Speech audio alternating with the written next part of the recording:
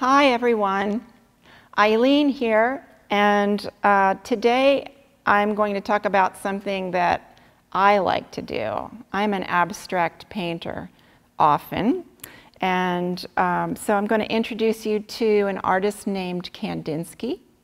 But before I do, I want to ask you, have you ever noticed that when you listen to certain music, it gives you a certain energy? So different music that you listen to, if you just listen to the music, sometimes you can imagine things. You can imagine colors and pictures, and maybe you can imagine a place that you have been or you might want to be. So different music gives you some different feelings. There's an artist who discovered this for himself back at the turn of the century, in the late 1800s. His name was Wasily Kandinsky. That kind of sounds abstract right there. He's a Russian artist, and he started painting when he was 30. But when he was younger, he played the cello and the piano, and he studied law and economics and things that, to him, he didn't want to stay in that world anymore. He liked to also draw and paint. So when he was 30, he started painting. So he started painting things that looked real, like landscapes and trees and people. But then he found that he did not want to paint things that you could see. He wanted to paint things from his imagination. And we call this abstract art. So abstract means things that exist in thought or as an idea, but not having a physical, concrete existence. So for example, you can think about things that don't really have, you can't see. You can't see love, right? But you can draw things that might mean that.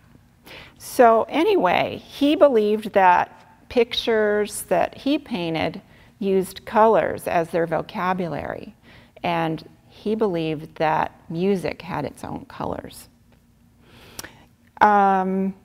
So abstract means his paintings may not resemble anything that you've seen before. And as you can see in this painting, it's called Composition 10. And in Composition 10, take a look at this and look at the various shapes that are formed. Some of the shapes repeat. Some of them almost look like cut paper cutouts. Some shapes look like something you might recognize, maybe. So he used a lot of these different shapes in his pieces, and this piece is very bold, kind of an interesting piece. Let's look at the next slide.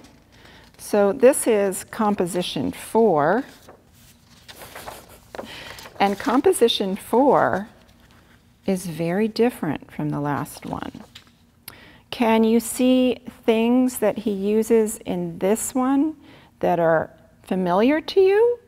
Maybe you'll see shapes in there that remind you of something that's almost drawn but not completely. Maybe you see things that could be trees or buildings. Or for me, I see something very familiar in this piece. Let's see if you see it. It's something you might see on a rainy day. So let's look at the next piece. And so we can see Kandinsky's next piece. It's called 30, or treinta in Spanish. So why did he call it 30? Why do you suppose? To me, could it be the answer to a math problem or a multiplication problem? To give you a clue, you might want to count the squares and see how many they are. Anyway, inside each of these squares, we're going to look at them, And you're going to practice maybe copying a couple of his shapes and figures in the squares. So we'll take a little time now for you to look at all these symbols and squares and pick out a few that you might want to copy too. So take your pencil and your paper, and you can start drawing a few of these symbols. So I'll draw a couple too. Interesting shapes. Wavy lines come around. Just mark making some of them. Now, of course, mine won't look just like his, but I'm just observing what they look like. You might want to hold your pencil on the number 2 position that you might have learned earlier to make lines thicker. And then he had these little boxes.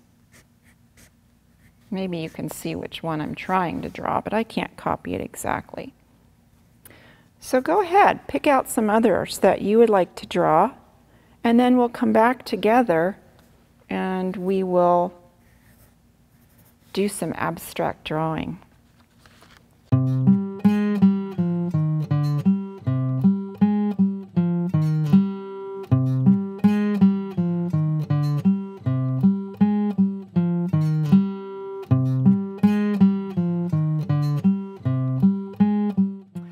So we're going to be abstract artists today, and that means we're going to be listening to a few pieces of music and letting our pencils kind of go with the music.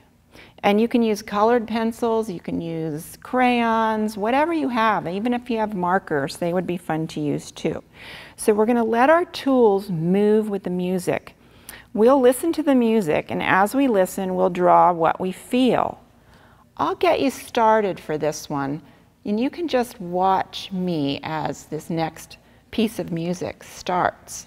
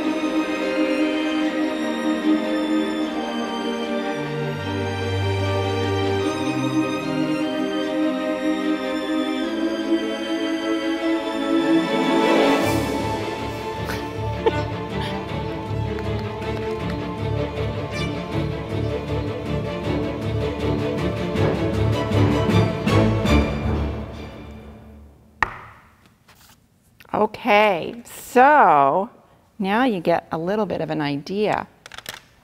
Actually, you can You can pause the video and rewind it. If you like that piece of music, you can listen to it again and try the same thing. The next thing we're going to do is let you get started on your own new piece with a new piece of music. So, I'll play a piece of longer music, not quite longer, but a different one. Get all of your art tools out and ready so that you can grab them at any time. So again, you can use colored pencils, you can use markers, Sharpies, anything you happen to have to start this next piece. I'll play a little music and you're going to draw anything you think of when you start to hear the music. Keep going until the music stops and see what you have.